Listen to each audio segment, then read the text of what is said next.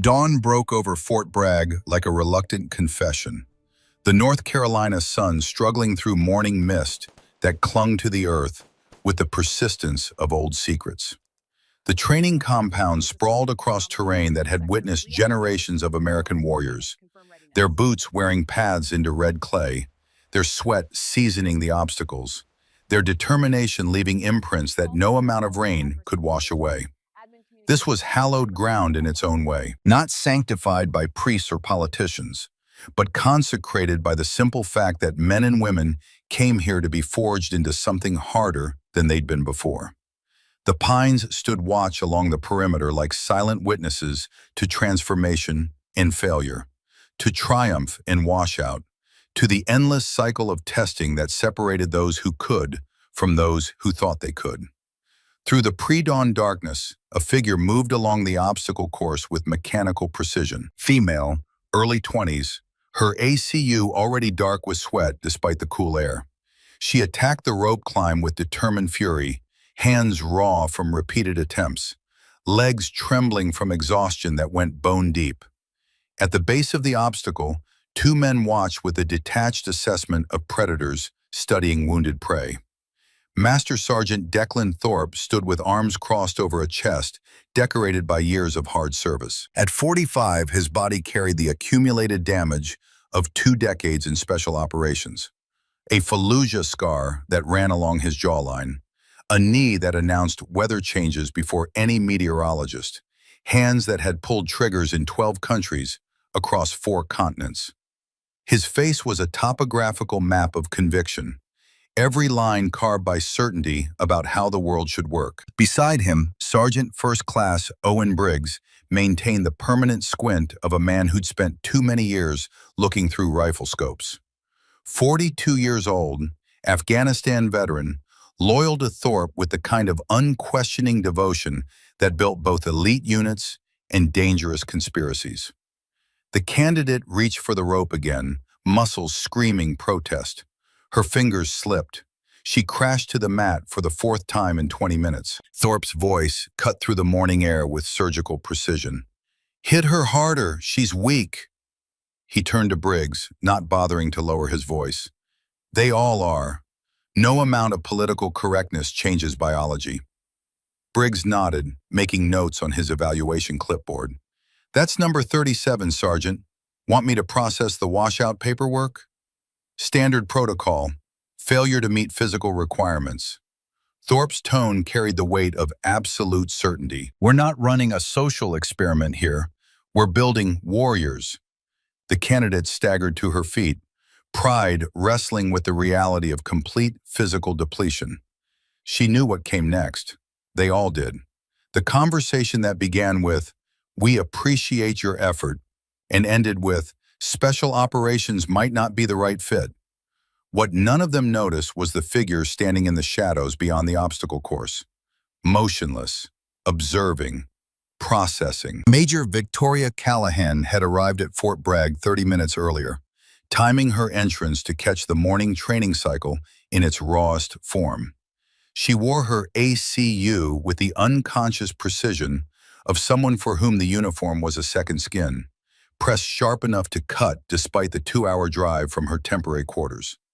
The Sig Sauer P226 holstered at her thigh wasn't standard issue for field-grade officers in her position, but Victoria had never been standard issue for anything. She watched Thorpe and Briggs supervise the candidate's departure with professional efficiency. No malice in their movements, no obvious cruelty. That was the insidious nature of it. Bias that had calcified into doctrine, prejudice that had disguised itself as standards. Victoria had seen this performance before. Different actors, same script. Kandahar, when she'd been 22 and foolish enough to believe competence would speak louder than gender. Fallujah, where she'd learned that some men would rather die than take direction from a woman. Afghanistan, where betrayal wore the uniform of brotherhood. She committed every detail to memory with the practiced efficiency of an intelligence analyst. The way Thorpe's body language shifted from evaluation to dismissal. The casual cruelty of his commentary. The automatic complicity in Briggs's response. This wasn't assessment. This was elimination disguised as evaluation. The briefing room in Fort Bragg's command building maintained the institutional aesthetic of military facilities worldwide. Government-issue furniture arranged with geometric precision, walls decorated with unit insignia and operational maps, air heavy with coffee, and the particular tension that preceded new command assignments. Major General Bradford Stone stood at the head of the conference table, his 60 years wearing well on a frame maintained by daily PT and iron discipline that hadn't softened with rank. His hair had gone silver during Desert Storm, his face carved into permanent severity by decisions that sent men toward glory or graves. 5 men occupied the seats around the table, the senior training cadre for the Ranger Assessment and Selection Program. Thorpe sat at informal position of authority, his posture military perfect, but his eyes carrying wariness of a man who'd been summoned to too many meetings with brass, who didn't understand field realities. Stone checked his watch. "Gentlemen, we have a visitor from the Pentagon this morning." The pronoun landed like incoming artillery. "The Department of Defense has initiated a comprehensive review of special operations selection programs," Stone continued. "This review focuses specifically on gender integration protocols and evaluation consistency." Thorpe leaned forward. "Sir, if I may, our standards are gender neutral. We evaluate physical capability against mission requirements without—" The door opened. Victoria Callahan entered with economical movement of someone trained to conserve energy and minimize target profile. The men rose automatically, military courtesy overriding personal reservations. "Gentlemen," Stone said, "meet your new oversight officer, Major Victoria Callahan."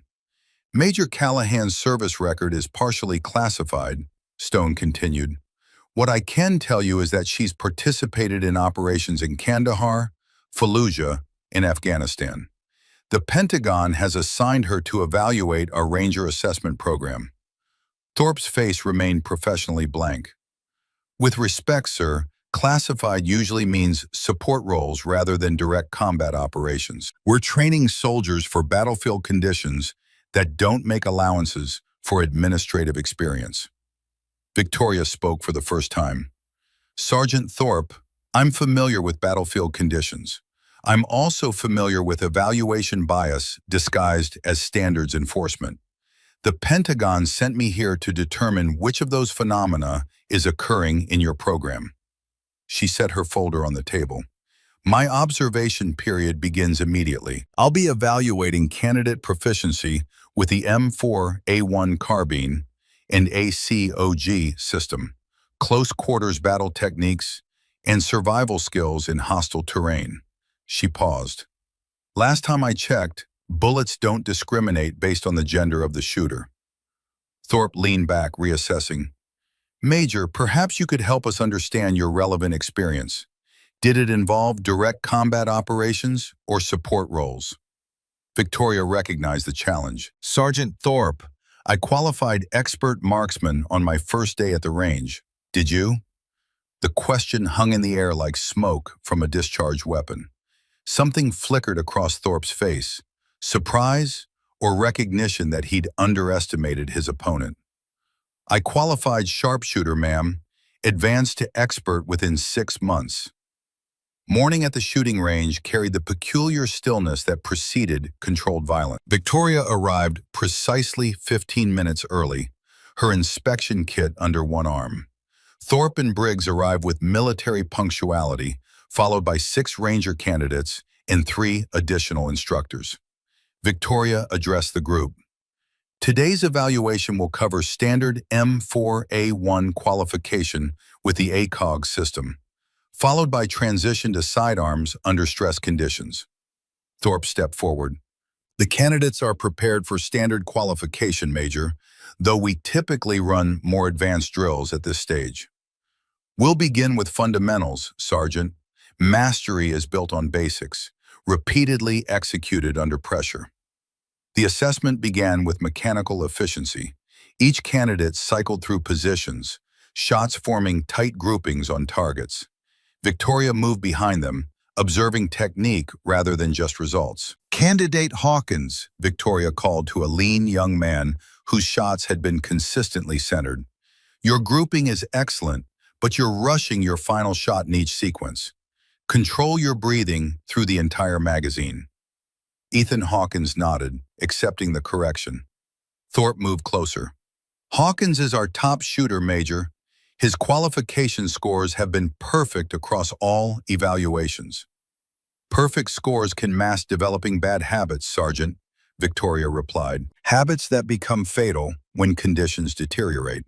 She demonstrated the proper breathing technique, then stepped back. Hawkins adjusted, applied the correction, and fired his next sequence. The grouping tightened even further.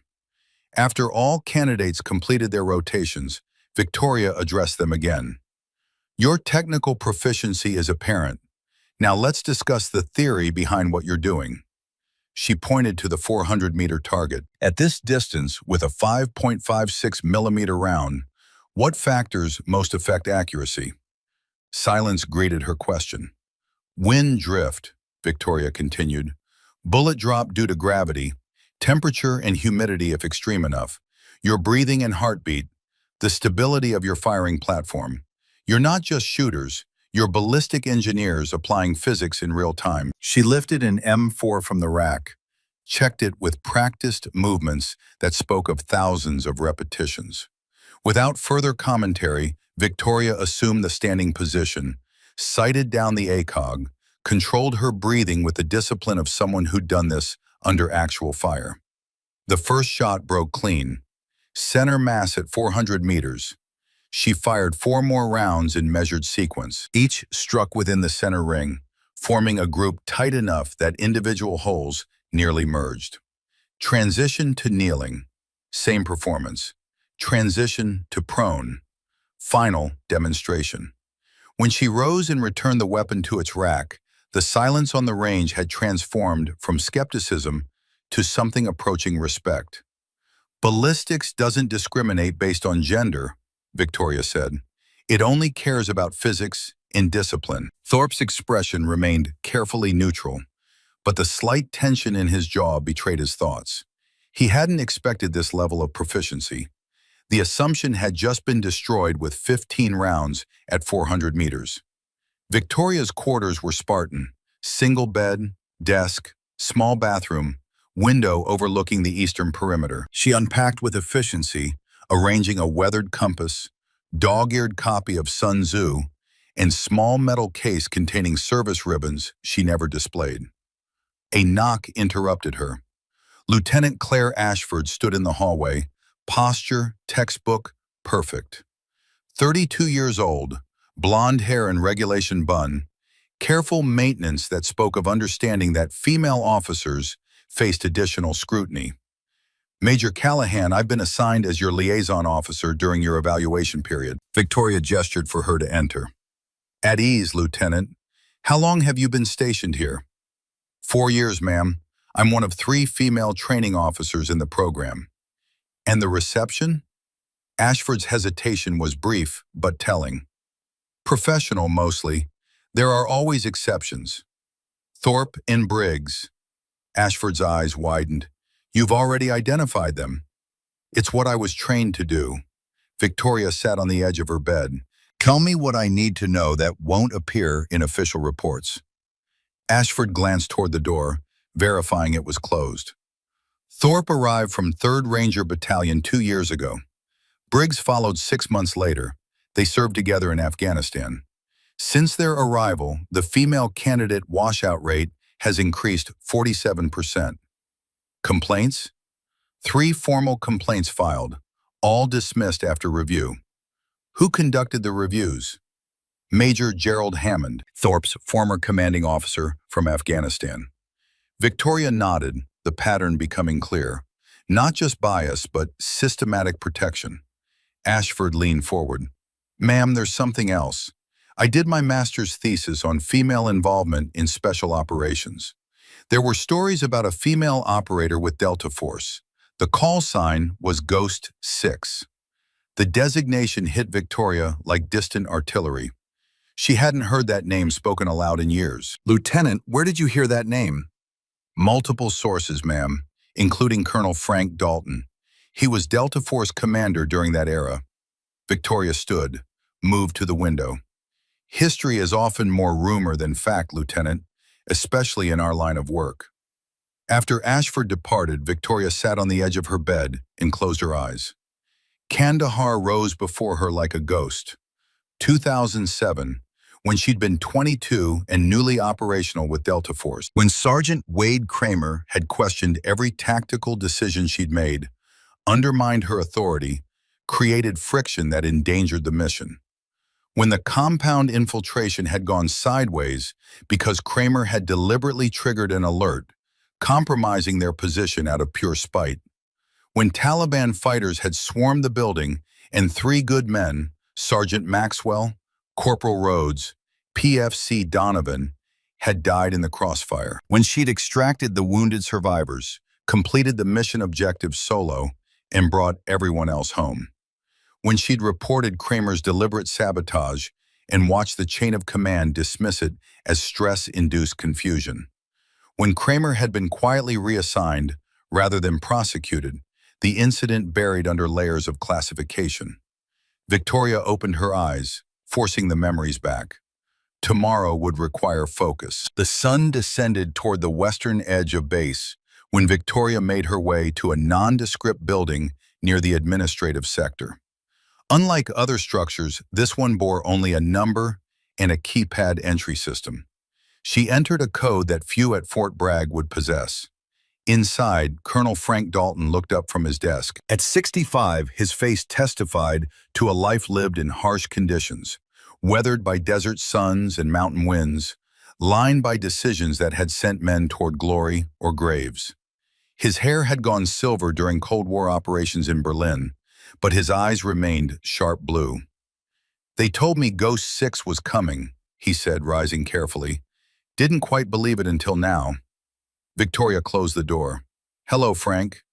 He gestured to a chair. "So they finally made it official. Women in combat roles. Only took them 30 years to acknowledge what we already knew in the field."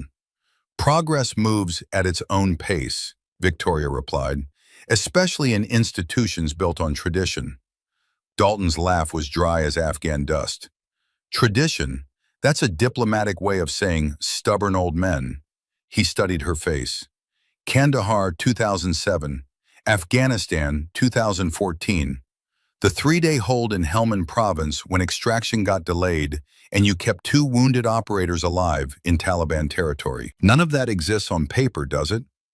"Those operations don't exist anywhere," Victoria said carefully.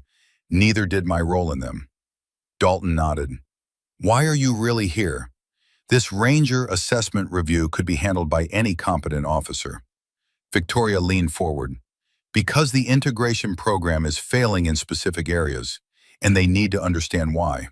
Women are qualifying but not being selected. Official reasons are vague.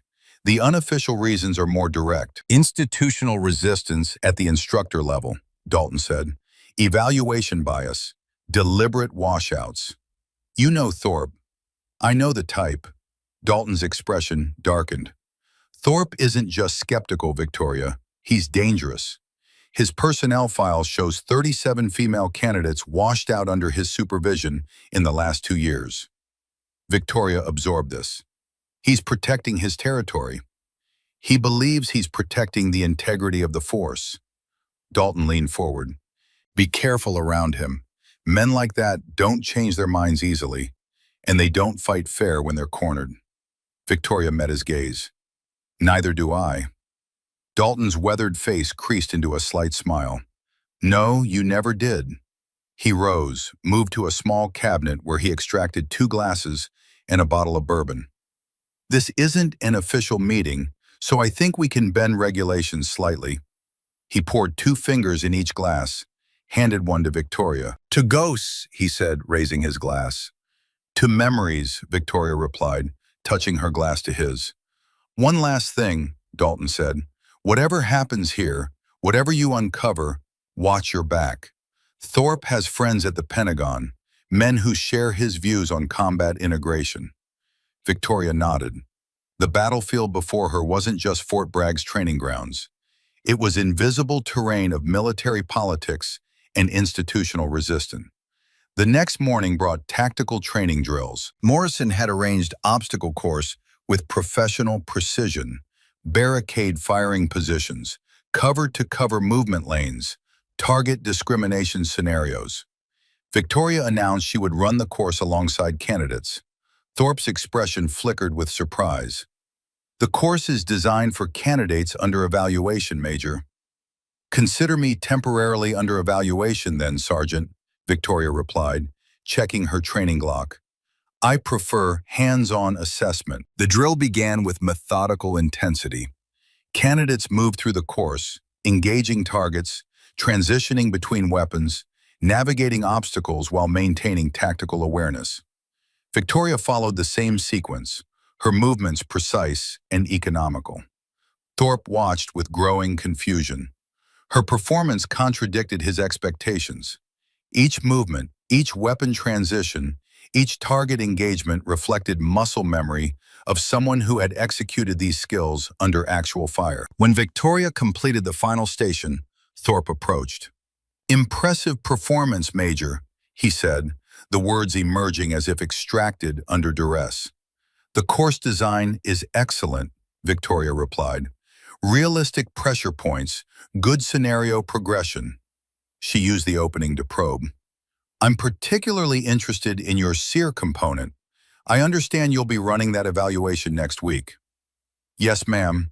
72 hours in the Uwari Mountains, limited equipment, evasion scenarios, resistance training.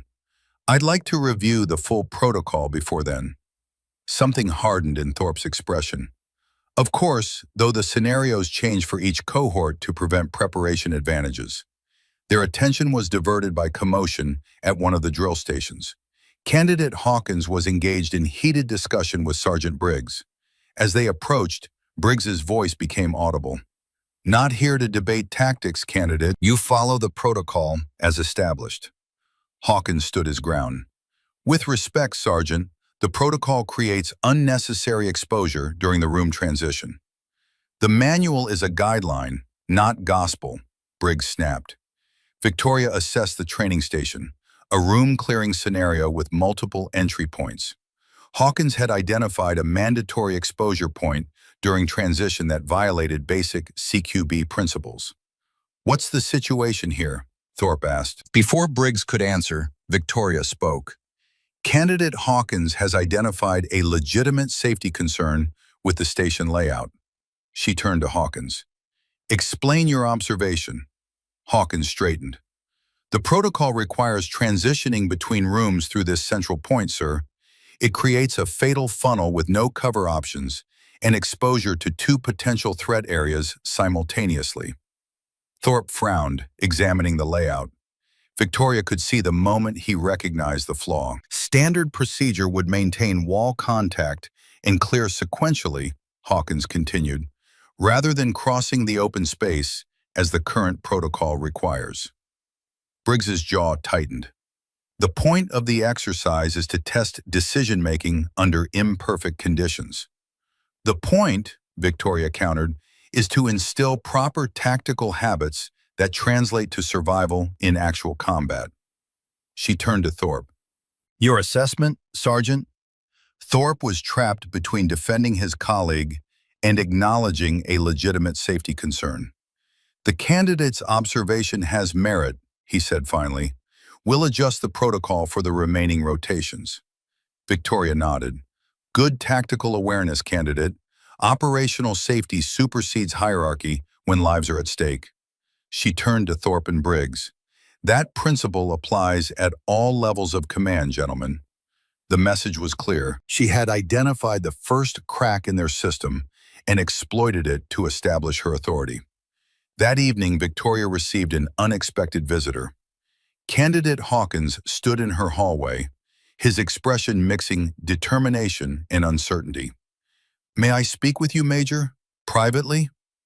Victoria studied him, then stepped aside. This is irregular, Candidate Hawkins. I know, ma'am, but I believe you should know something about the upcoming SEER evaluation. Victoria remained silent, waiting. Hawkins took a deep breath. I overheard Sergeants Thorpe and Briggs discussing modifications to the evaluation parameters, specifically for your observation group. They mentioned ensuring that certain candidates would face enhanced challenges. You're making serious allegations against superior officers, Hawkins. Yes, ma'am, I am.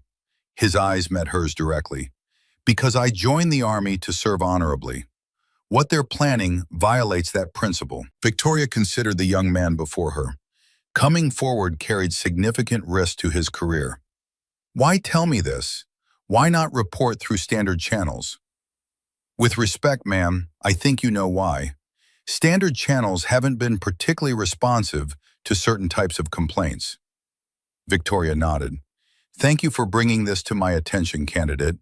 I'll handle it appropriately. After Hawkins left, Victoria opened her laptop and began typing a detailed report, encrypted for transmission to her actual commanding officer, a deputy director at the Pentagon whose interest in the integration program went beyond public relations. The last line was most significant. Confirms suspicion of deliberate assessment manipulation targeting specific candidate profiles. We'll proceed with Phase 2 of evaluation to gather conclusive evidence. She encrypted the file, sent it through secure channels, then deleted all traces from her local drive. Tomorrow would require a different approach. Thorpe had revealed his professional competence today, but also his vulnerabilities, and Victoria was about to exploit both. The forest canopy filtered morning light into fragments, transforming the Uwari Mountains into a cathedral of shadow and green. Victoria moved through undergrowth with economy of motion that came from 2 decades of field operations, her boots finding purchase on terrain that would betray less experienced operators. 3 hours into the SEER exercise, the mountains had already begun their work of separation, dividing those who understood wilderness navigation from those who merely thought they did. Victoria read the forest like text. Moss patterns indicated north. Broken twigs at 4-foot height marked human passage. The wind carried information about weather systems building beyond the ridgeline. She paused at a natural overlook, using binoculars to scan the valley below. Movement caught her attention. 3 figures maintaining proper tactical spacing.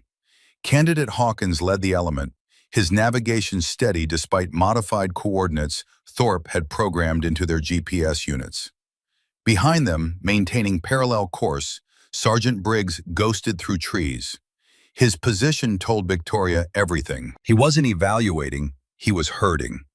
Victoria tracked Briggs's movement, projecting his trajectory. He was directing Hawkins's team away from the efficient route toward a section marked by steep slopes and stream crossing. In normal conditions, this would simply be more challenging. But with the storm building beyond western peaks, that stream crossing would transform from challenge to genuine hazard. Victoria checked her GPS. One of the micro-trackers she'd planted 3 days earlier was active, confirming location of the diversion Thorpe's network had prepared. She photographed Briggs's position with button camera, adding another piece to her evidence chain. Then she moved, circling wide to intercept Hawkins's team before they reached the trap. A sound reached her before visual contact. Faint click of radio transmission. Victoria froze, controlling her breathing, scanning for the source. 30 meters to her right, partially concealed behind a fallen oak, Staff Sergeant Travis Jennings crouched with tactical radio and binoculars. His position and equipment didn't match standard opposition force protocols. Victoria approached from his blind side, using terrain masking and his focus to close distance undetected. She settled into observation position 15 meters away, close enough to hear clearly. Group Alpha approaching Waypoint Delta, Jennings said into his radio. ETA 15 minutes. The response came through clearly. Roger that. Diversion is active. Maintain observation position. Do not intervene if complications arise. Victoria's jaw tightened. Complications was operational code for injury or death. Jennings had just been explicitly ordered not to assist if candidates encountered danger. She photographed his position and radio setup, then withdrew silently. The evidence chain was building. Modified coordinates, unauthorized observation posts, explicit orders to withhold assistance. This had escalated beyond bias into conspiracy. Victoria increased her pace, moving to intercept Hawkins's team before they reached the stream. She emerged onto the trail 200 meters before the waypoint. The three candidates reacted with trained precision. Hawkins's hand moved toward his training weapon before recognition registered. "Major Callahan," Hawkins said carefully. "At ease, candidate." Victoria's voice carried authority. "Taking a direct interest in your navigation progress." Rebecca Sullivan, the second candidate, stepped forward. 26 years old, Georgetown graduate, already showing situational awareness that marked natural operators. Behind them, Sergeant Briggs materialized from the forest. His expression darkened when he spotted Victoria. "Major," he said, tone suggesting she'd violated protocols. "This is an independent evaluation phase. Candidate interaction with supervisory staff is restricted to designated checkpoints." Victoria turned to face him. "I'm not supervisory staff, Sergeant. I'm conducting course evaluation, which requires direct observation of candidate performance under various conditions." She shifted attention to Hawkins. "Your next checkpoint approach crosses that stream ahead. What's your assessment of current conditions versus forecast weather?" Hawkins glanced at his map, then at the sky where clouds were building with ominous determination. "GPS coordinates indicate we continue along this bearing for approximately half a kilometer, cross at the marked ford, then proceed northwest to checkpoint Alpha." "And the weather analysis?" Victoria pressed. The third candidate, Marcus Flynn, spoke up. 25 years old, prior enlisted infantry. "Cloud formation suggests storm system moving faster than briefed, ma'am. But we should reach the crossing before conditions deteriorate." Victoria pulled out her map. "Stream feeding from higher elevations. Current flow rate approximately 50 cubic feet per second. Storm forecast indicates 2 inches of rainfall in next 3 hours. Flash flood potential?" Understanding dawned on Hawkins's face. "Significant, ma'am. Flow rate could increase to 500 cubic feet per second or more. The crossing would become impassable, potentially deadly." "Your recommendation?" Briggs stepped forward. "With respect, Major, assessment of environmental conditions is part of the evaluation. Candidates need to make their own risk calculations." "Of course, Sergeant," Victoria agreed. "I'm simply providing environmental intelligence that would be available to an operational team. Proper risk assessment requires complete information." She turned to the candidates. "Standard protocol when facing potential flash flood conditions?" Hawkins studied his map. "Identify alternate crossing points or delay water crossing until conditions stabilize, ma'am." His finger traced a route. "There's another crossing half a kilometer downstream. Longer route but lower elevation, wider stream bed, reduced flash flood risk." "Sound analysis," Victoria said. "Your call, candidate." Hawkins looked to his teammates, received confirming nods. "We're adjusting course to the alternate crossing, ma'am." Briggs's jaw tightened, but he was trapped. To insist on the original route would contradict the adaptive decision-making principles Special Operations Selection was designed to identify. "Carry on," Victoria said. As the team moved off, Briggs lingered. His expression had shifted to something colder, recognition that Victoria had countered a prepared trap. "Interesting timing," he said quietly. "Your appearance at exactly the right moment." Victoria met his gaze with absolute calm. "Good intelligence often appears exactly when needed, Sergeant. That's a lesson from field operations." The unspoken message hung between them. She knew about the trap, had evidence of the conspiracy, and had tactical acumen to counter it. Briggs said nothing more, but the look in his eyes promised escalation. The sky had transformed in 2 hours. What had been distant clouds had become rolling front of thunderheads that devoured blue sky.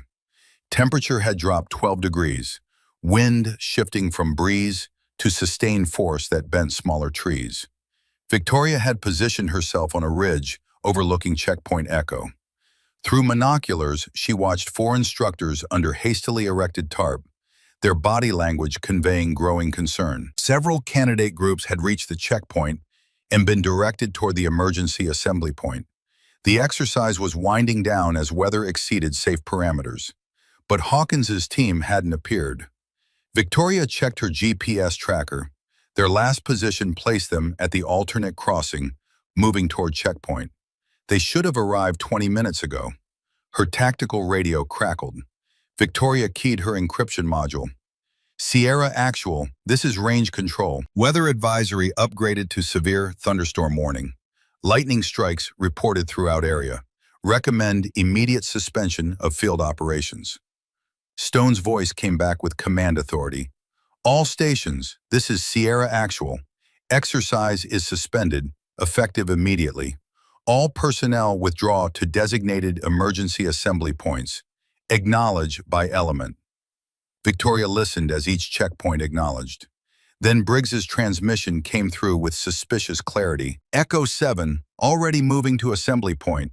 Lost comms with assigned candidate group approximately 30 minutes ago. Attempted reconnection, but storm interference prevented re-establishment. Victoria's hand tightened on the radio. Briggs had just reported abandoning Hawkins's team in deteriorating conditions. She waited for Thorpe's transmission. It came 40 seconds later. Sierra Actual, this is training lead.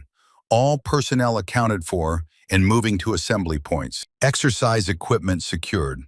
Estimate all elements at assembly points within 90 minutes. Victoria's breath caught. All personnel accounted for. It was a lie, a direct, documented false report. 3 candidates were still in the field, and Thorpe had just told command they were safe. The implications went beyond training complications into criminal negligence. Victoria keyed her radio, bypassing exercise frequencies to access command channel directly. Sierra Actual, this is November 6. Recommend suspension confirmed. But be advised I am tracking candidate team that has not yet reached checkpoint. Will report when located. Stone's response came immediately. November 6, acknowledge suspension order. What is status of missing team? Approximately 2 kilometers southwest of Checkpoint Echo. Last known position, alternate stream crossing. Have not established direct contact, but am tracking their probable route. Pause. Then Stone's voice carried new edge. November 6. Command has ordered all personnel to emergency assembly points. Weather service indicates conditions will continue to deteriorate. Understood, sir. 3 candidates are unaccounted for in life-threatening conditions. That supersedes standard evacuation protocols. I'm going after them. Another pause. Copy that, November 6. Proceed at your discretion. We have helicopter assets on standby if extraction becomes necessary. Keep this channel open. Wilco, Sierra Actual, November 6, out. Victoria secured her radio and began moving downslope. The rain arrived as she cleared the ridgeline. Not gradual increase, but immediate deluge. Sheets of water driven horizontal by wind. Visibility collapsed to less than 10 meters. The forest floor transformed beneath her boots. Solid ground becoming network of streams. Thunder rolled across mountains with percussion that shook the air. Victoria navigated by compass and terrain memory, using GPS only for confirmation. The skills that mattered now weren't technological. They were fundamental abilities that had kept soldiers alive for centuries. Read terrain, maintain heading, adapt to conditions, survive. The stream ahead registered as sound before sight, a roar that cut through wind and rain. Victoria pushed through final vegetation screen and stopped. The stream had become a torrent. What had measured 15 feet wide now spread across 40 feet, carrying debris from broken branches to full trees. The water moved with deadly force, churning muddy brown. No candidate team could cross here, which meant Hawkins's group was either trapped on the far side or had found alternate route. Victoria followed the stream edge upstream, reasoning that if Hawkins had demonstrated good judgment earlier, he'd continue seeking higher ground when conditions deteriorated. The going was treacherous. Mud sucked at her boots. Fallen branches concealed holes and obstacles. Twice she diverted around sections where rising water made passage impossible. Then she heard it, a sound that cut through storm chaos. A voice raised in command cadence, followed by responses suggesting coordinated activity. Victoria altered course. 30 meters later, she found them. Natural shelter formed by massive granite boulders provided minimal protection from the storm's fury. 3 candidates had jury-rigged additional cover using ponchos and pine branches. Hawkins emerged as Victoria approached, his hand moving toward training weapon before recognition and relief flooded his face. "Major Callahan." "At ease, candidate." Victoria moved into the shelter's protection, assessing with rapid scan. Sullivan was applying field dressing to Flynn's leg, where torn pants revealed laceration approximately 6 inches long. "Situation report," Victoria said, crouching to examine Flynn's wound. Hawkins delivered the brief with admirable concision. "Stream was already flooding when we arrived at alternate crossing point, ma'am. We attempted to locate another crossing upstream, but conditions deteriorated too rapidly. During withdrawal to higher ground, candidate Flynn was struck by falling branch. We established this shelter and attempted radio contact, but all frequencies are compromised by storm interference." Victoria nodded. "Exercise has been suspended. All personnel ordered to emergency assembly points. Nearest is Echo, the ranger station approximately 3 kilometers southeast." Flynn's face showed controlled pain. "Ma'am, with respect, I can move. We should attempt to reach the assembly point." Victoria examined the wound more closely. The cut was deep, missing major blood vessels by margins that spoke to luck. Field treatment was appropriate for immediate care, but the injury would severely hamper movement. "Negative," Victoria said firmly. "Night movement through unfamiliar terrain in severe weather with an injured team member creates unacceptable risk levels. We establish overnight position here, improve shelter, maintain medical monitoring. We'll attempt evacuation at first light or when storm abates." She caught doubt in Hawkins's expression, natural concern of a soldier who believed movement toward friendly resources was correct protocol. "This isn't a test anymore, candidate," Victoria said, her voice carrying weight of experience. "This is real-world survival application. Sometimes the tactically sound decision is to hold position when movement would create more casualties." Understanding registered in Hawkins's eyes.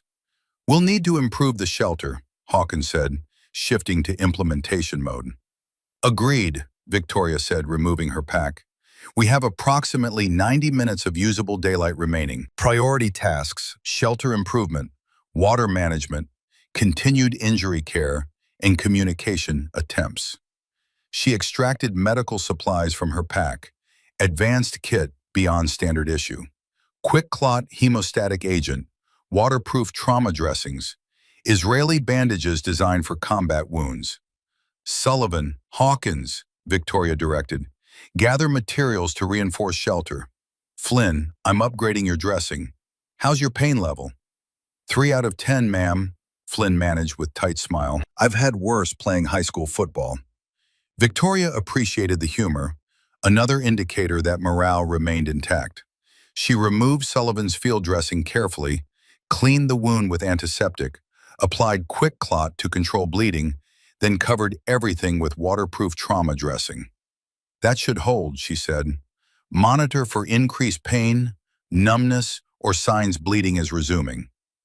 Hawkins and Sullivan returned with materials, immediately setting to work. Within 40 minutes, they'd constructed lean-to structure that would provide critical protection through the night.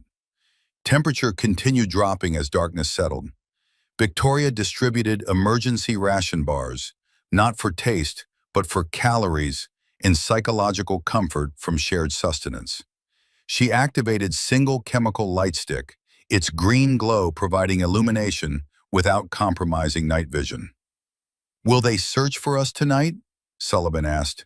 Victoria answered honestly, "No. Night search in these conditions would endanger more personnel without significantly improving our chances. Command will establish search patterns at first light, assuming storm has diminished." Hawkins studied her face. "You've been in situations like this before, ma'am. Afghanistan, 2014. Extraction delayed by 3 days. Mountain terrain, hostile forces in area, 2 wounded team members. We held position, maintained discipline, and everyone came home." "What was the key to survival?" Flynn asked. Victoria considered the question, memories of Helmand Province rising. Captain Garrett with shattered femur, Sergeant Wallace with sucking chest wound. Taliban patrols passing within 50 meters of their hide site. "Patience," she said finally, "and understanding that sometimes the hardest tactical decision is to do nothing. Every instinct tells you to move, to act, to push towards safety. But movement in wrong conditions guarantees casualties. Patience preserves combat power." The answer satisfied them. Conversation lulled, replaced by constant percussion of rain and deep rumble of thunder. Despite noise, fatigue soon claimed the candidates. Victoria maintained watch, monitoring Flynn's condition and scanning their surroundings. The emergency transponder Dalton had provided sat beside her, its indicator light blinking steadily. Near midnight, new sound penetrated the storm's roar. Distant but unmistakable, the distinctive thrum of helicopter rotors. Victoria moved to the shelter entrance, straining to locate the aircraft through darkness and rain. No visual contact was possible, but the sound pattern was clear. A Black Hawk flying search grid, its pilot taking significant risk.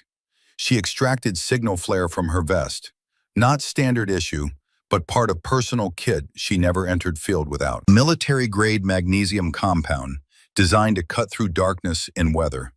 The rotor sound grew louder, then diminished, then returned, the helicopter sweeping area in expanding patterns. On third pass, the sound peaked directly overhead. Victoria stepped into the open, aimed the flare at 45-degree angle, and fired. The magnesium ignited with blinding intensity, turning night into day and rain into silver curtains. For 3 critical seconds, their position was illuminated with unmistakable clarity.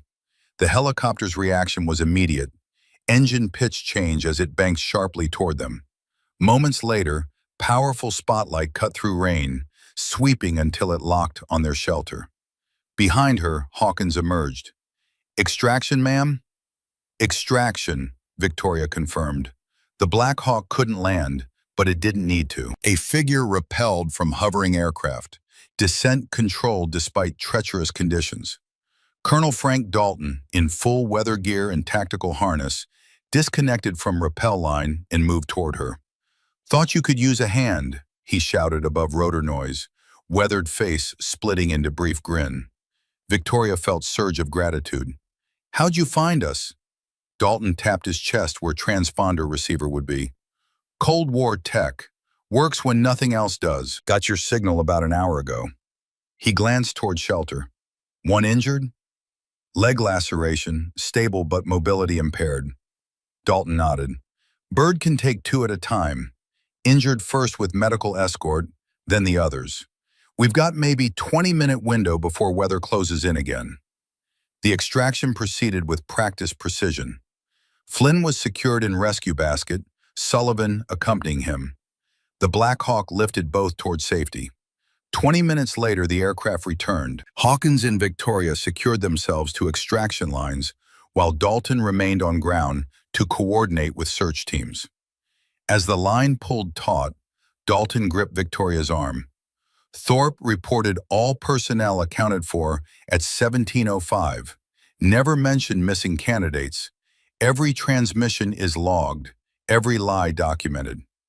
Victoria absorbed the information, Final piece of evidence clicking into place. Thorpe had falsified safety reports during active emergency, abandoning personnel in life-threatening situation. In combat zones, such actions constituted criminal negligence. Documented? She asked. Dalton nodded. Every transmission, every check-in, every discrepancy, it's all in operational log, backed up to servers Thorpe can't access. The line began lifting Victoria toward aircraft. She locked eyes with Dalton one final time, seeing the same cold determination she felt. Thorpe had crossed from institutional resistance to active endangerment. Whatever his motivations, he'd violated the most fundamental tenet of military leadership: responsibility for those under his command. The Black Hawk climbed through storm, wind buffeting Victoria's ascending form. Inside cabin, crew chief helped her disconnect and guided her to seat beside Hawkins.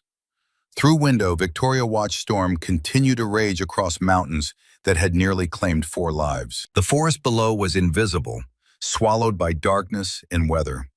Above it, the Black Hawk banked toward Fort Bragg's distant lights, carrying survivors whose rescue had just provided evidence for prosecution that would reach beyond one sergeant's career. In cockpit, pilot's voice came through Victoria's headset. November 6, this is Rescue 1. All passengers secured. Estimate Fort Bragg in 20 minutes. Good copy, Rescue 1, Victoria replied. Thanks for the pickup. Victoria leaned back against vibrating cabin wall, allowing exhaustion to seep into muscles. But her mind remained active, processing next phase. The storm would pass. Morning would bring official inquiries, incident reports, command review of decision chains. And in those reviews, Sergeant Declan Thorpe's defense would collapse under weight of his own actions. The reckoning was coming. Beside her, Hawkins had succumbed to exhaustion.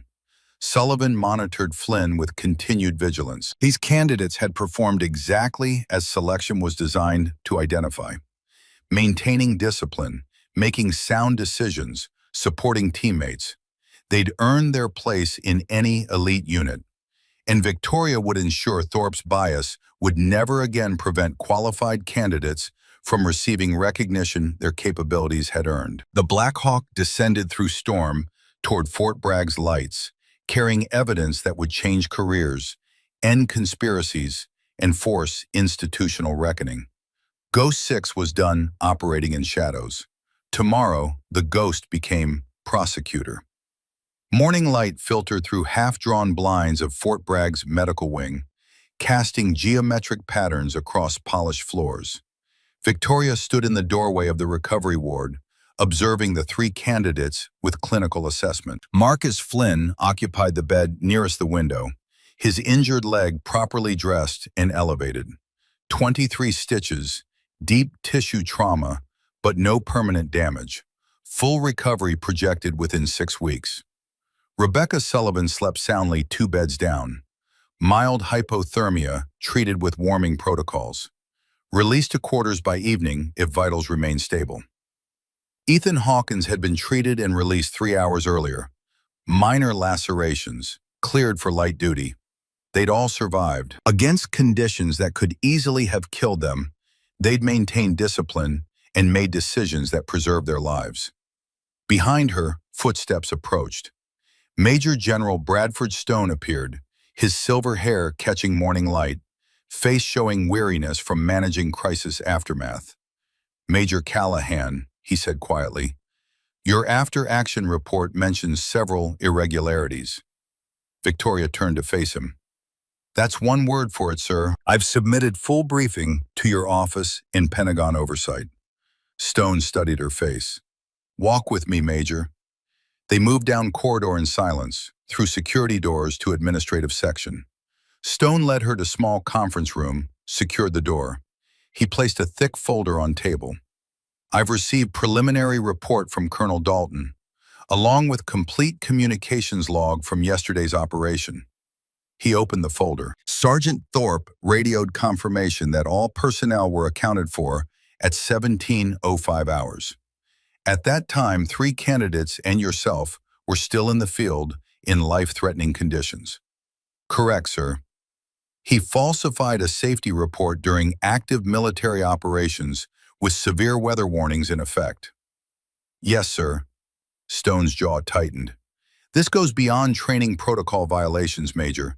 This borders on criminal negligence. It crossed that border when he deliberately directed candidates into hazardous conditions, then abandoned them when situation deteriorated, Victoria said. It wasn't poor judgment, sir. It was deliberate endangerment. Stone studied her. You came here to evaluate our integration program. Instead, you've uncovered systematic sabotage. He leaned forward. What I need to know, Major, is how deep this goes. Is Thorpe an isolated problem or symptomatic of broader resistance? Victoria chose words carefully. Thorpe has allies at multiple levels, sir. Personnel files indicate patterns of female candidates being washed out under questionable circumstances. Performance evaluations modified after submission. Complaint investigations conducted by officers with direct connections to subjects of those complaints. You're describing a network, not an individual. I'm describing a culture, sir, one that exists within our broader military culture, but contradicts our stated values. Stone absorbed this. Your recommendation? Complete transparency, Victoria replied without hesitation. Full investigation with external oversight. Public consequences for verified violations. Not reassignments, not quiet retirements, actual accountability. That approach could damage programs we've spent decades building. With respect, General, those programs are already damaged. The question is whether we repair the foundation or just repaint the exterior. Something flickered across Stone's expression. Respect or recognition of argument he'd heard before. You've prepared for this conversation. I've had versions of it throughout my career, sir. The outcomes have typically been cosmetic changes, reassignments rather than accountability. Victoria held his gaze. And that's why we're still having this conversation in 2025. Stone nodded slowly. The JAG representatives arrive in 2 hours. They're assembling for an Article 32 inquiry. He closed the folder.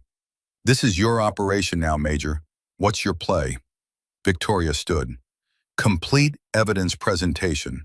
Recorded testimony from all involved personnel. Recommendation for courts-martial where appropriate. And, sir, no negotiated outcomes that protect people who endanger their own troops. The Fort Bragg Conference Center had been transformed into quasi-judicial setting, long tables in U formation, recording equipment positioned to capture testimony, wall-mounted screens displaying maps and communication logs. Victoria sat at one end, flanked by 2 JAG officers. Colonel Vincent Aldridge possessed stern demeanor of someone who'd spent 30 years prosecuting military justice cases.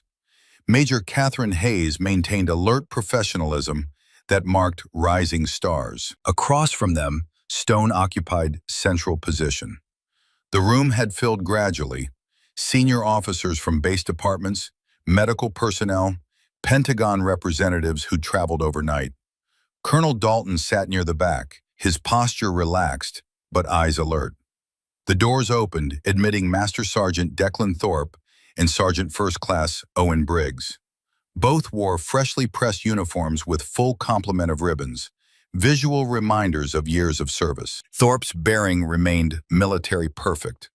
Briggs appeared less composed, his gaze flickering around the room. Stone called room to order. This proceeding will come to order. Master Sergeant Thorpe, Sergeant First Class Briggs, you are appearing before an Article 32 preliminary hearing to determine whether charges should be referred for court-martial. He paused. You are not required to make any statements, and any statements you do make may be used in subsequent trial by court-martial. Do you understand these rights? Both confirmed understanding. Stone gestured toward JAG officers. Colonel Aldridge will present preliminary findings. Major Callahan will provide testimony regarding her direct observations. Aldridge stood, moving to central display with confidence of someone accustomed to high-stakes arguments. He activated screen, revealing timeline from pre-dawn assembly to helicopter extraction. This inquiry concerns events during SEER evaluation exercise in Uwari Mountain Training Area, he said. Specifically, we are investigating alleged violations of Articles 92, 107, and 134 of Uniform Code of Military Justice. Failure to obey lawful orders, false official statements, and conduct endangering welfare of others. Room's attention focused with intensity. Aldridge displayed meteorological data. Weather forecasts indicated severe storm system with high probability of dangerous conditions. This information was available 36 hours prior to exercise. Next slide showed communication logs. At 15:32 hours, Sergeant Thorpe acknowledged severe weather advisory. At 16:20, Sergeant Briggs reported losing contact with assigned candidate team.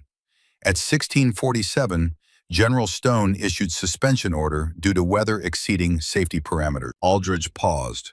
At 17:05, Sergeant Thorpe transmitted the following. He pressed button. Audio recording filled room with Thorpe's voice. Sierra Actual, this is training lead. All personnel accounted for and moving to assembly points. Recording ended. Silence followed, heavy with implication. At the time of that transmission, Aldridge continued, 3 candidates and Major Callahan were still in field, in deteriorating conditions, with 1 candidate injured. This was known to Sergeant Briggs, who had reported losing contact 45 minutes earlier. Victoria watched Thorpe's face. His expression remained controlled, but she caught micro-expressions, slight tightening around eyes, fractional jaw shift. Aldridge displayed GPS tracking. This data confirmed Sergeant Briggs separated from assigned team at 16:18 hours, well before weather reached dangerous levels. He arrived at assembly point at 17:02, 3 minutes before Sergeant Thorpe's false report. The colonel turned to Thorpe. Sergeant, standard protocol when losing contact requires immediate notification and initiation of location procedures. Why was this not followed? Thorpe stood. Sir, communication systems were compromised by atmospheric conditions. I made tactical decision that candidates would self-navigate to checkpoint, consistent with SEER parameters emphasizing individual problem solving. It was smooth response, technically plausible denial wrapped in operational justification. Aldridge wasn't impressed. Sergeant, GPS data shows you maintained functional communication with other field units until 17:20. 15 minutes after your report. How do you reconcile this discrepancy? Different frequencies, different equipment capabilities, sir. Field communications are notoriously unreliable in adverse weather. And the decision to report all personnel accounted when you knew 3 candidates were missing? Thorpe's hesitation was brief. I had reasonable expectation based on their last known position that they would reach assembly points within reported time frame. Exercise suspension had been ordered, so I assumed they would follow standard protocols. Victoria felt cold assessment settle. Thorpe was good, deflecting with technical details, reframing abandonment as tactical confidence. But Aldridge had built foundation too carefully. He activated new display, photographic evidence from Victoria's button camera. Sergeant, can you explain why Staff Sergeant Jennings was positioned in unauthorized observation post with tactical radio, monitoring candidate movement but under orders not to intervene if complications arose? Genuine uncertainty flickered across Thorpe's face for the first time. And can you explain why GPS coordinates provided to teams were modified from approved course design without authorization? Evidence continued mounting. What had begun as technical defense was collapsing under weight of systematic documentation. Stone intervened. This hearing will recess for 30 minutes while panel reviews evidence. Sergeant Thorpe, Sergeant Briggs remain available in adjacent conference room. As the 2 sergeants were escorted out, Victoria caught Dalton's eye. The older officer's expression conveyed satisfaction, professional appreciation for operation executed with precision. The recess extended to an hour. Victoria remained in small office adjacent to conference center, Reviewing notes. Dalton entered. Something's happening. Briggs requested separate meeting with JAG officers. Been in there 20 minutes. Victoria nodded. He's cutting a deal. Looks that way. Thorpe's been making calls. Pentagon connections, presumably. Expected, Victoria replied. Dalton's slight smile suggested he knew something others didn't. There's something Thorpe doesn't know yet. What's that? Full report was transmitted to Congressional Oversight Committee at 0600 this morning. Regardless of today's outcome, there will be public accountability. Victoria felt strategic satisfaction. She'd learned this lesson in Kandahar. When fighting institutional protection networks, establish facts in venues they couldn't influence before they knew to mobilize defenses. Lieutenant Ashford appeared. Major, they're reconvening. And there's been a development. Sergeant Briggs is testifying separately. The conference room had transformed subtly. Briggs now positioned at separate table with newly assigned legal counsel. Thorpe occupied original position, but his posture had hardened into something more defensive. Stone called proceedings back to order. This inquiry will now continue. Panel has reviewed evidence, and we have received request from Sergeant First Class Briggs to provide sworn testimony. Colonel Aldridge? Aldridge stood, his demeanor shifted slightly. Sergeant Briggs has agreed to provide comprehensive statement. In exchange for cooperation, Judge Advocate General has agreed to recommend charges be limited to Article 92 violations, dereliction of duty, rather than more serious Article 134 charges. Thorpe's jaw tightened visibly. His eyes shot toward Briggs with expression mixing betrayal and calculation. Briggs rose, raised his right hand for oath, began testimony. His voice initially wavered, but steadied. Master Sergeant Thorpe instructed me to implement modified training protocols for candidates he had identified as problematic. This included candidate Hawkins, who had questioned training methods, and female candidates Sullivan and others. We were directed to create conditions that would increase likelihood of their failure without appearing to directly target them. Words landed like artillery shells. Aldridge guided Briggs through specific questions, each response building comprehensive picture of systematic effort to undermine certain candidates. Most damning testimony came regarding storm events. When severe weather advisory came through, Sergeant Thorpe instructed field supervisors to maintain normal protocols rather than implementing standard safety measures. He specifically stated, Briggs paused, swallowed, continued, let them figure it out. That's what selection is for. If they can't handle adverse conditions, they don't belong in special operations. Victoria watched Thorpe. His face had become stone, but his right hand had closed into fist. Small but telling indication. Briggs continued. At 16:20, I reported to Sergeant Thorpe that I had lost contact with my assigned team and requested guidance. He instructed me to proceed to assembly point and report that communications were compromised by weather, but that candidates would self-navigate. Did you express concern? Aldridge asked. Yes, sir. I stated that weather was deteriorating rapidly and candidates might require assistance.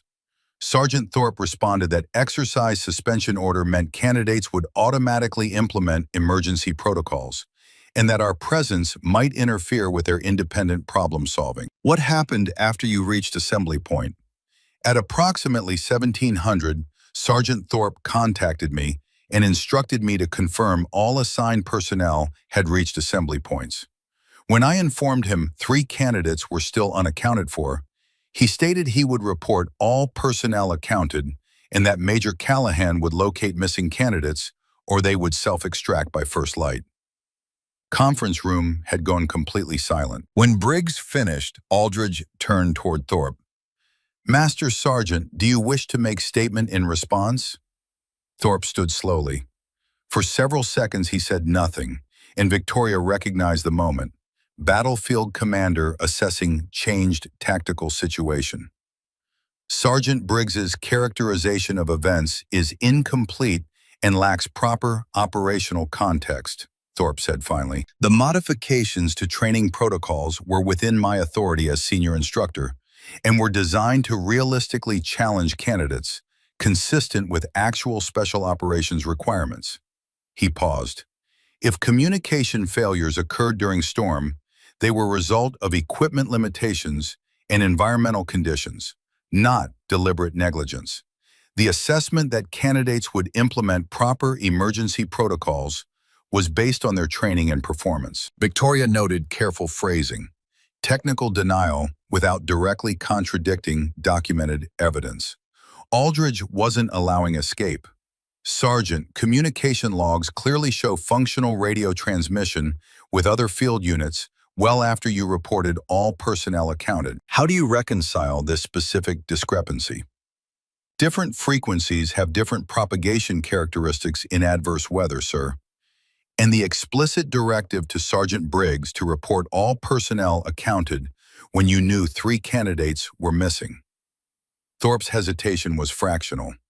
I had tactical confidence based on their demonstrated capabilities and last known position that they would reach safety within reported timeframe.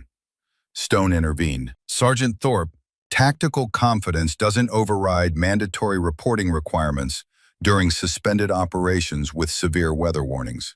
Standard protocol requires immediate notification when personnel are unaccounted for. Before Thorpe could respond, Stone gestured to administrative officer who distributed new documents. Before we continue, I'm entering additional evidence. Comprehensive performance analysis of selection program over past 3 years. Victoria watched understanding dawn on Thorpe's face as he realized scope of evidence extended beyond single incident. Stone continued. This analysis reveals statistically significant pattern of female candidates and male candidates who voice support for integration being eliminated at rates far exceeding their peers despite equivalent or superior performance metrics. He looked directly at Thorpe. More specifically, Sergeant, candidates under your supervision show 72% washout rate for female trainees, compared to 23% for male trainees with equivalent qualification scores. When we control for physical capability differences and adjust for gender norm standards, this pattern remains statistically impossible without deliberate interference. Thorpe straightened. Different physical capabilities require different assessment approaches, sir. This analysis controls for those variables, Sergeant, Stone interrupted, steel in his voice. We compared candidates against established standards for their respective categories. The disparate outcomes persist even when we account for every legitimate physical differential. What this demonstrates isn't rigorous evaluation. It's systematic discrimination. For first time, genuine uncertainty showed on Thorpe's face. Hearing recessed as panel reviewed performance data. When proceedings reconvened, Aldridge called Victoria to present findings. She stood, moved to central position, began systematic destruction of Thorpe's defense. My evaluation began with observation of training methodologies and assessment protocols, she said, activating display. Within first 48 hours, I identified several concerning patterns. Female candidates receiving disproportionate criticism for performance equivalent to male candidates. Modified obstacle configurations creating unnecessary exposure points. Evaluation criteria that appeared to shift based on candidate demographics. She advanced through evidence methodically. Photographs of Jennings's unauthorized post, GPS data showing modified coordinates, audio recordings revealing coordinated effort. The SEER exercise represented escalation from bias to active endangerment, Victoria continued. Candidates were deliberately directed toward hazardous terrain. When weather deteriorated beyond safe parameters and exercise was officially suspended, 3 candidates were abandoned, with false report filed regarding their status. She turned to face Thorpe directly. This wasn't training rigor, Sergeant. This was deliberate sabotage that placed lives at risk to advance personal beliefs about who deserves to serve in special operations. Thorpe held her gaze. In that moment, Victoria saw something shift. from defensive calculation to something colder, more fundamental. The look of someone who believed absolutely in correctness of their position despite all evidence. "Major Callahan," he said, voice tight with controlled intensity, "with respect, you're evaluating field training through lens of political correctness rather than operational reality. I've served in special operations for 17 years. I've seen missions fail because physical limitations weren't properly assessed. I've seen good men die covering for teammates who couldn't maintain pace." He stood despite not being prompted. "Women don't belong in direct combat special operations, not because of bias, but because of biology. What you're calling discrimination is actually rigorous evaluation that protects future operational effectiveness and lives of operators who'll depend on these candidates." The argument hung in air, honest expression of belief that had driven Thorpe's actions. Victoria let silence extend before responding, her voice carrying absolute calm. "Sergeant Thorpe, I've participated in direct combat operations in Kandahar, Fallujah, and Afghanistan. I've extracted wounded personnel under fire, completed missions when male teammates were incapacitated, and maintained operational effectiveness in conditions that tested every capability I possessed." She paused. "My service record would be more extensive, but most remains classified because for years the military officially denied that women like me were doing exactly what you claim we cannot do." She advanced display to show her partially redacted service record, showing deployment histories and commendations without revealing classified operational details. "The question before this panel isn't whether women can perform in special operations. We've been doing so for decades in roles that were officially denied.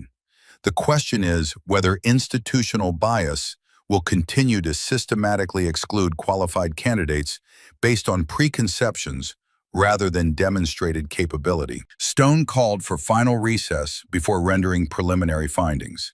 Panel withdrew to deliberate. Victoria stepped into hallway. Dalton joined her. "You did well in there," he said quietly. "Thorough, professional, unimpeachable. Evidence did the work. I just presented it. Don't undersell yourself. I've seen cases with solid evidence fail because prosecution couldn't connect facts to larger context. You made that connection perfectly." They stood in silence, watching base personnel move through daily routines outside windows. Soldiers who had no idea that in this building, precedents were being set that would affect military culture for generations. "What happens after today?" Dalton asked. "Depends on findings, but regardless of local outcome, congressional oversight ensures this doesn't get buried. Real question is whether military will implement systematic reforms or continue treating these as isolated incidents." "You're not very optimistic about institutional change." Victoria considered this. "I'm realistic about how long cultural transformation takes in organizations built on tradition. But I'm also stubborn about continuing to push for that change, even when progress seems impossibly slow." Dalton smiled slightly. "That's what made you good operator. Patience combined with absolute determination." Panel reconvened 30 minutes later. Stone's expression revealed nothing as he called room to order. Aldridge stood to deliver findings, reading from prepared document. "Based on evidence presented, including documentation of falsified reports, testimony from multiple witnesses, communication logs, and pattern analysis of program outcomes, this panel makes following preliminary findings." Room held collective breath. "Regarding Sergeant First Class Owen Briggs, we find sufficient evidence to recommend referral to special court-martial on charges of violating Article 92 of Uniform Code of Military Justice, specifically dereliction of duty for abandoning assigned candidates during field operations with severe weather conditions. In exchange for Sergeant Briggs's cooperation, we recommend negotiated sentencing parameters be considered." Briggs slumped slightly, relief and resignation mixing. Aldridge continued. "Regarding Master Sergeant Declan Thorpe, We find sufficient evidence to recommend referral to General Court-Martial on charges of violating Articles 92, 107, and 134 of Uniform Code of Military Justice. The evidence supports allegations of dereliction of duty, false official statements filed during active emergency, and conduct endangering welfare of personnel under his command. Thorpe's face remained stone, but his fist clenched tighter. Additionally, Aldridge said with additional gravity, during recess period, Master Sergeant Thorpe was observed approaching Major Callahan in hallway in what multiple witnesses characterized as attempt at intimidation. This conduct supports additional charge of conduct unbecoming a non-commissioned officer. Stone leaned forward. Master Sergeant Thorpe, you are hereby suspended from all instructional duties pending convening of General Court-Martial. You will surrender all program materials, access credentials, and training authority before departing this facility. Maximum penalties for charges recommended include up to 15 years confinement and dishonorable discharge. For first time, genuine emotion broke through Thorpe's composure. Not fear or remorse, but something colder. Expression of someone who believed absolutely that system was wrong, and he was right. He stood when instructed, gathered materials with mechanical precision. Before military police could approach, he turned to face Victoria one final time. Their eyes met across conference room, two soldiers from different eras and beliefs, separated by unbridgeable divide of values. Thorpe said nothing, but the look conveyed his message. This might be over for him, but the fight wasn't finished. Victoria returned his gaze with equal silence, her own message just as clear. She'd faced this resistance before, in Kandahar, in Fallujah, and dozen other places. She was still here, still serving, still pushing for change. And she'd continue long after Thorpe's career ended. Then he turned and departed, flanked by military police. Room remained silent for several seconds. Then Stone called for adjournment, and formal proceeding dissolved into professional conversations. Victoria gathered materials, feeling exhaustion begin to seep through adrenaline. But she also felt satisfaction, not at Thorpe's downfall, but at evidence chain holding up, at justice being served for 37 female candidates who'd been systematically eliminated. Lieutenant Ashford approached. Major, that was remarkable testimony. The way you connected individual incidents to systematic pattern, that's going to be studied in military justice courses. Let's hope it's also studied in leadership courses, as example of what not to do. Before Ashford could respond, Stone gestured for Victoria to join him in adjacent office.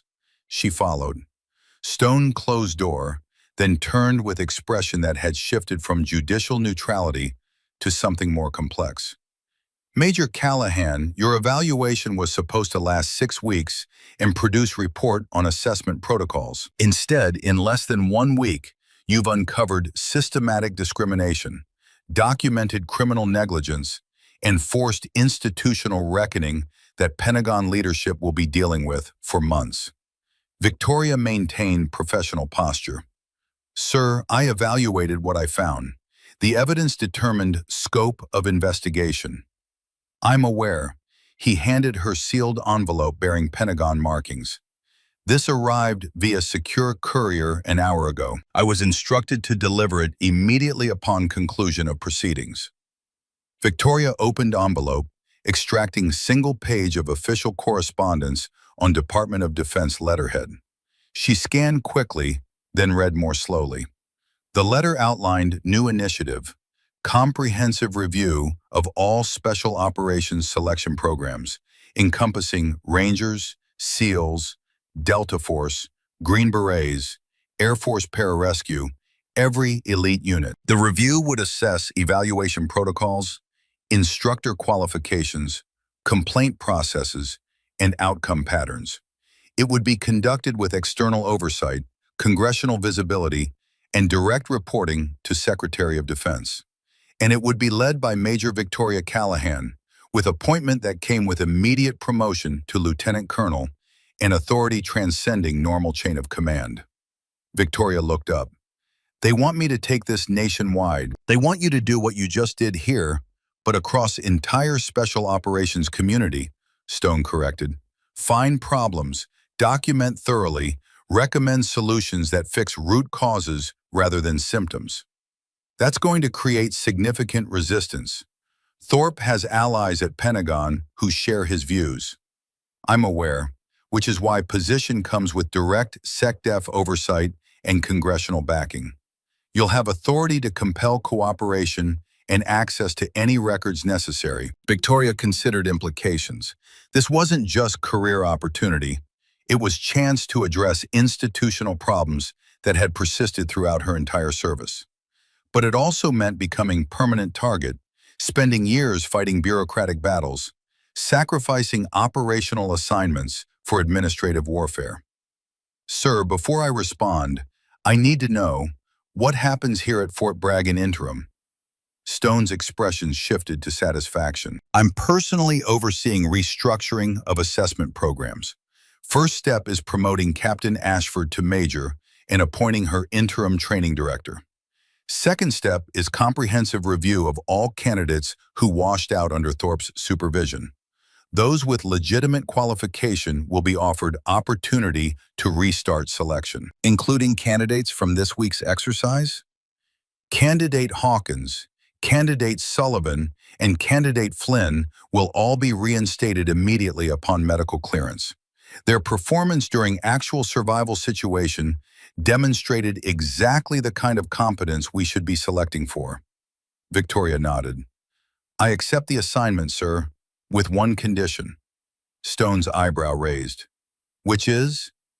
Colonel Dalton joins review team as senior advisor. His institutional knowledge spans 4 decades of special operations evolution. That perspective is invaluable for understanding how current problems developed and what solutions might be sustainable. Stone considered briefly, then nodded. I'll make recommendation to Pentagon personnel. Given Dalton's reputation and your documented results, I doubt there will be objections. He extended his hand. Congratulations, Lieutenant Colonel Callahan.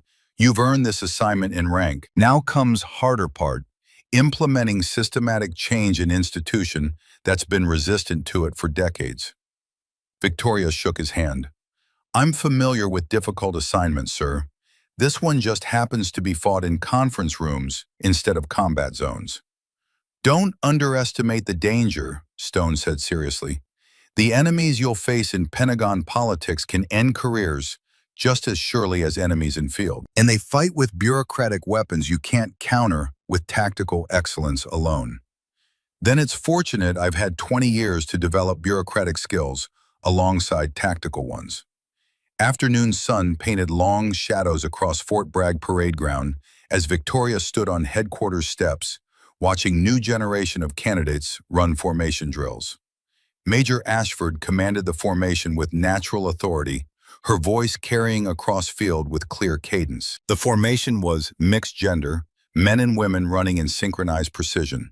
No special accommodations, no separate standards, just soldiers holding each other to objective performance requirements. This was what right looked like. Beside Victoria, Colonel Dalton observed with satisfaction. They'll never know what it took to get here, he said quietly. Victoria understood the multiple layers. The women who'd served in shadows before official recognition. The advocacy efforts dismissed for decades. The qualified candidates eliminated by bias. The institutional resistance requiring systematic documentation to overcome. They shouldn't have to know, she replied. That's the point. Future generations should take equality for granted. Dalton nodded, then turned to her. I was wrong about you, you know, about women in special operations. You've mentioned that. Worth repeating. When you first joined Delta, I had serious doubts. Not about your capability, I'd seen that demonstrated, but about whether system could adapt without breaking, whether integration would create more problems than it solved. He paused. What I've learned is that systems are like soldiers. They adapt when they must, not when it's comfortable. You force that adaptation, not through rhetoric or political pressure, but through undeniable competence and refusal to accept institutional limitations. I had help, Victoria said. You taught me most of what I know about navigating institutional resistance while maintaining operational effectiveness. I taught you tactics. You developed strategy. Dalton glanced at formation. That young man is going to have career opportunities that would have been impossible 5 years ago because you documented pattern and forced accountability. How many others will benefit from same systematic change? Depends on how successful the nationwide review is and how much resistance we face from those who share Thorpe's beliefs. Dalton extracted small device from his pocket. You'll need this for Pentagon assignment. Secure communications, encrypted data storage, emergency beacon that works in any conditions. Consider it graduation gift. Victoria accepted the device. Cold War technology? Updated with modern encryption, but built on proven fundamentals. Sometimes old approaches work better than new ones when reliability matters. They stood in companionable silence. The parade ground activity continued, daily training rhythms modified by incremental progress toward equality that should have occurred decades earlier. Candidate Flynn emerged from medical building on crutches, moving with determined mobility. He spotted Victoria and Dalton, altered course to approach. Major Callahan, he said, offering salute. Victoria returned. Just received notification that I'm cleared to restart selection once medical hold is lifted.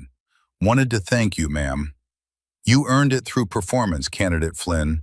What happened in those mountains wasn't simulation. It was actual survival situation, and you maintained discipline throughout. That's what selection is supposed to identify.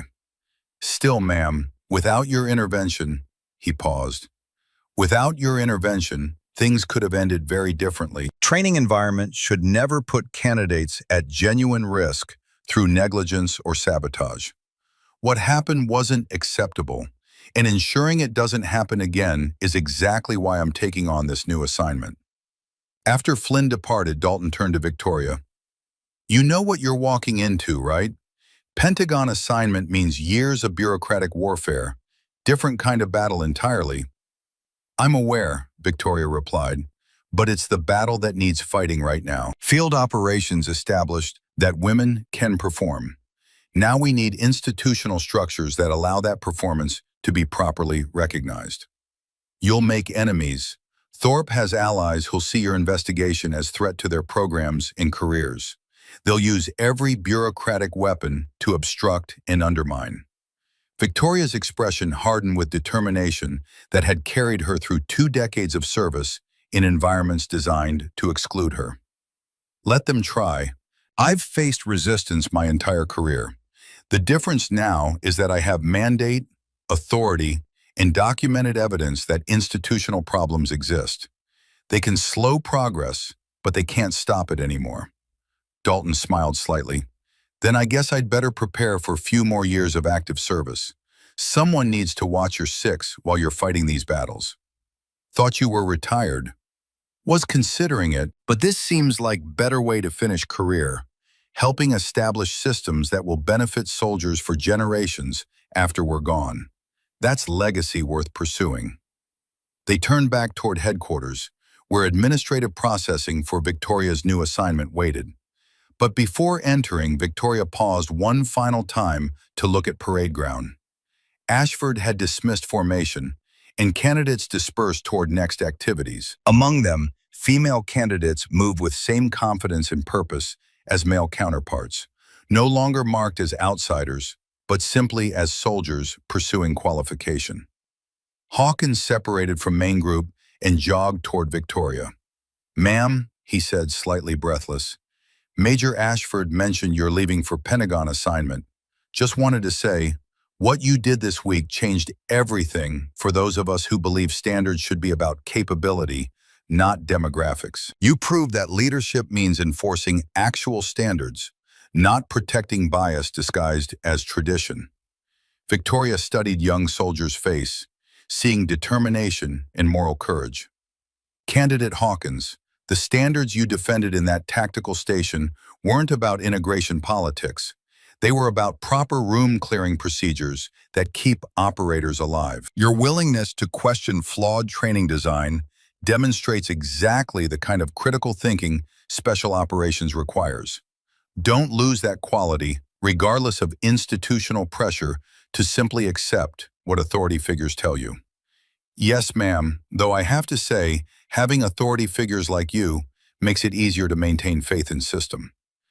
After Hawkins departed, Victoria and Dalton entered headquarters, moving through corridors whose walls displayed decades of unit history. Photos and memorabilia told story of American Special Operations evolution. Soon, Victoria reflected, these walls would include visual record of another kind of evolution. Integration of women into roles once officially denied. Recognition of contributions previously classified into silence. Institutional change requiring systematic documentation to overcome resistance. She passed photograph from Mogadishu operation, circa 1993. Group shot of Delta operators. In background, barely visible, a figure whose gender was ambiguous in combat gear. Ghost 6, before that call sign became attached to Victoria. Next photograph showed Afghanistan operation from 2014. Another background figure, another officially denied contribution. Pattern had persisted for decades. Women serving in combat roles while military structure officially claimed they weren't there. That pattern ended here, today. With documented evidence, public accountability, and systematic reforms backed by senior leadership commitment. Victoria entered office that would serve as temporary workspace. Dalton settled into chair with comfortable familiarity. "So," he said, "what's your first move?" Victoria pulled out tablet. First step is comprehensive data collection across all special operations programs. Washout rates by gender, evaluation patterns, complaint histories, instructor backgrounds. Build statistical baseline that either confirms Fort Bragg was an isolated incident or demonstrates systematic pattern. You already know what data will show. I have hypotheses based on Fort Bragg evidence and anecdotal information. But successful institutional change requires comprehensive documentation, not just extrapolation from single case. We need to demonstrate pattern is service-wide before we can implement service-wide solutions. Dalton nodded approval. And when data confirms your hypotheses, then we begin systematic intervention, revised evaluation protocols, enhanced oversight of instructor conduct, streamlined complaint processes, and most importantly, transparent reporting that makes patterns visible to congressional oversight and public scrutiny. Institutional change requires eliminating shadows where discrimination can hide. That's going to generate significant resistance from program leadership who've built careers on current systems. Yes, Victoria agreed calmly, which is why we'll need to move quickly once data is compiled.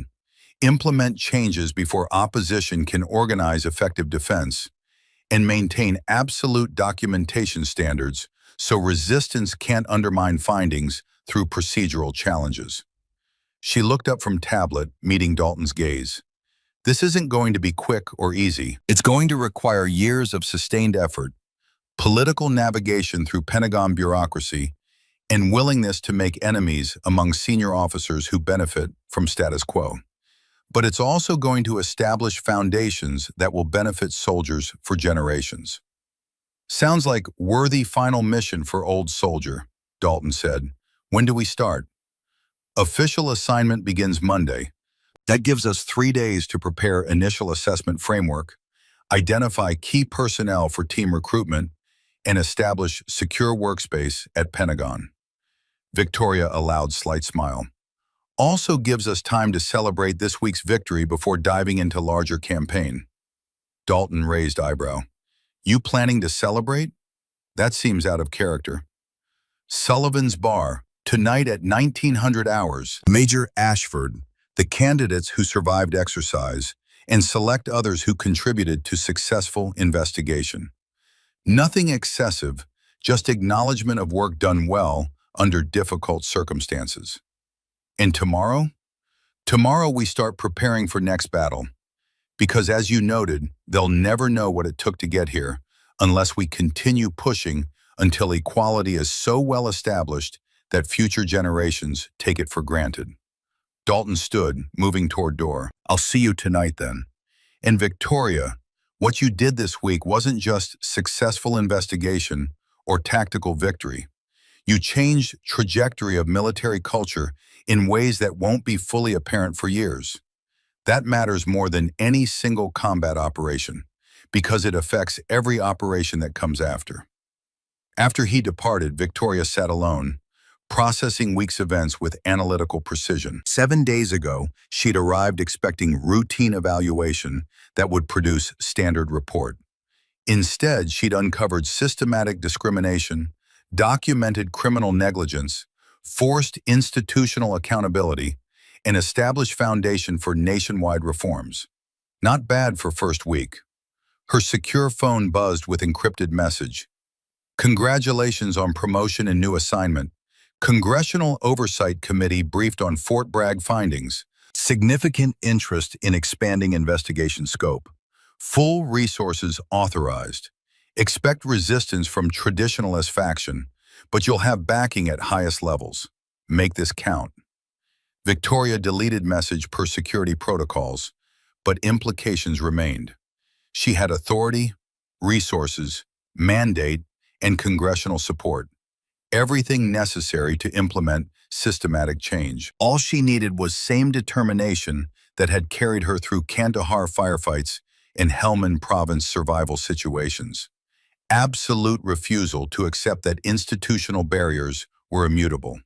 She stood, straightening uniform with practiced precision, moved to window overlooking parade ground, where new generation continued training under leadership that valued capability over demographics. Sun was setting over Fort Bragg, painting sky with colors that reminded Victoria of dozens of sunsets witnessed from forward operating bases across 3 continents.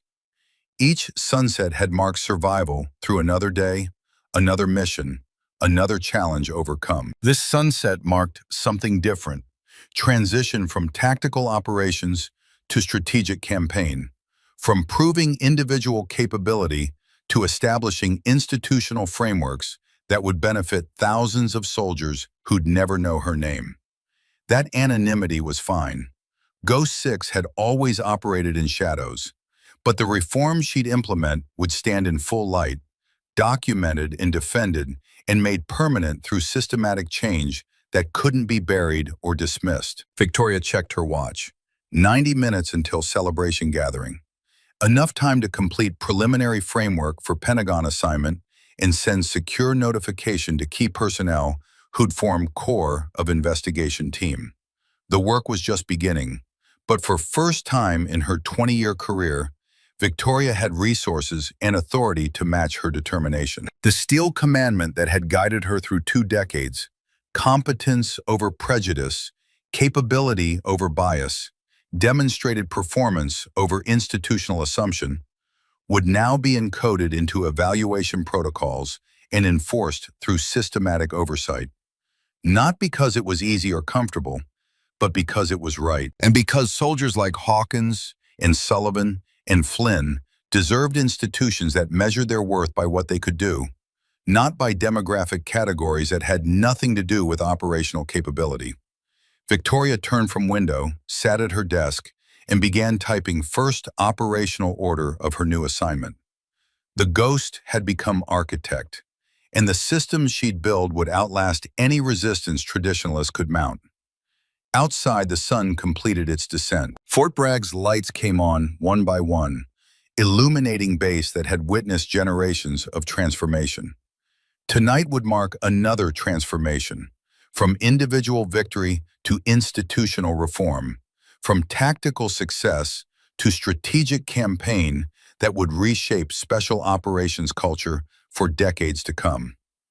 Victoria saved her document, secured her workspace, and prepared for the celebration that would acknowledge this week's achievement before tomorrow's larger mission began. The Steel Commandment would prevail, not through force, but through undeniable evidence, systematic documentation, and absolute commitment to principle that capability mattered more than prejudice. Always.